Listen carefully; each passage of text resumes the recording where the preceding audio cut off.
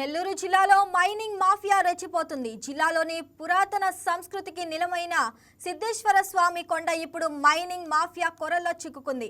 అక్రమార్కుల చేతుల్లో పడి సిద్ధేశ్వర స్వామి కొండ శిథిలమవుతుంది. ఇక కొండపై తవ్వకాలు జరపవద్దని పురావస్తు శాఖ హెచ్చరించినా అక్రమార్కులు పట్టించుకోవటం లేదు. భారీ యంత్రాలతో కొండను పిండి చేస్తున్నారు. సుమారు 2000 ఏళ్ల చరిత్ర కలిగిన ఈ పుణ్యక్షేత్రం కనుమరుగయ్యే ప్రమాదం పొంచి ఉందని స్థానికులు ఆవేదన వ్యక్తం చేస్తున్నారు. గ్రామంలో వెలిసి ఉన్నది. దీనికి 2000 సంవత్సరముల నుంచి ఆ కొండ మహిమాన్వితమైన కొండగా ప్రసిద్ధి గాంచింది.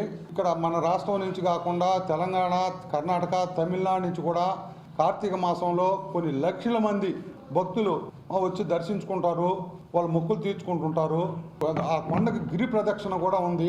ఇలాంటి పరిస్థితుల్లో కొంతకాలంగా అక్కడ మైనింగ్, ఆ కొండకి ఆనుకొని మైనింగ్ జరుగుతుంది. ఆ మైనింగ్ చేస్తూ కొండకు కూడా క్రాక్లు వచ్చేసినాయి. బ్లాస్టింగ్ చేస్తా, విపరీతమైన బ్లాస్టింగ్ చేస్తా, మిషన్లు భారీ యంత్రాలు పెట్టి చాలా ఆ కొండనే కాలానికి అసలు కనుమరుగయ్యే పరిస్థితుల్లో ఉంది. దానికోసంగా మీడియా ముఖంగా అందరికి, నాయకులకి, అధికారులకి తెలపాలనే దాంతో నేను మీ ముందుకు వచ్చాను. ఒగ్గు కృష్ణయ్య అనే అతను వైసీపీ గవర్నమెంట్లో కొందరు నాయకుల అండతో మైనింగ్ లీజును పొందారు. అది తెలుసుకొని నేను హైకోర్టు వారిని, ఇక్కడ ఉండే అధికారులకి, విజయవాడలో ఉండే అధికారులకి అందరికీ తెలిపాను.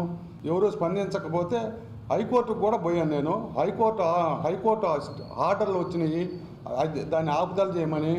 అయినా కానీ అసలు లెక్క చేయకుండా ఆ కొండని తవ్వేస్తూ ఉన్నారు. ప్రజెంట్ ఈ గవర్నమెంట్ వచ్చింది, ఈ గవర్నమెంట్లో అయినా న్యాయం జరగద్ది అని అనుకుంటే కొద్ది రోజులు ఆపారు. మళ్ళీ గత వారం రోజుల నుంచి విపరీతంగా మిషన్లు పెట్టి బ్లాస్టింగ్ చేస్తా తవ్వేస్తూ ఉన్నారు. హైకోర్టుకు పోయి కోర్టు స్టేలు ఇచ్చారు.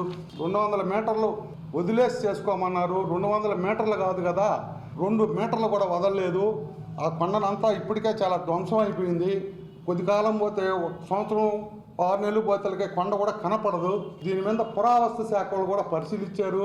పరిశీలించిన వాళ్ళు వచ్చి మన కలెక్టర్ గారికి, అప్పుడుండే కలెక్టర్ గారికి, కమిషనర్కి, మైనింగ్ అధికారులకి అందరికీ ఇది కొండ 2000 సంవత్సరాల నాటి కొండ, ఇది చాలా పుణ్యక్షేత్రమైన కొండ. ఇది జైన్లు ఉన్నప్పటి నుంచి ఉంది. ఇది వెంటనే దీన్ని ఆపండి అని కూడా ఇచ్చారు. వాళ్ళు ఇచ్చినా కానీ ఎవరు స్పందించలేదు. దానివల్ల హైకోర్టు వారు కూడా దీన్ని వదిలేసి చేసుకోమని, దీన్ని 200 మీటర్లు వదిలినామని కానీ వదలడం లేదు.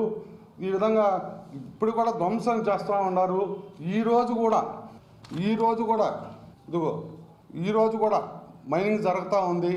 దీని మీద ఏ అధికారికి చెప్పినా ఎవరు స్పందించడం లేదు. హైకోర్టు ఉత్తర్వుల్ని లెక్క చేయడం లేదు.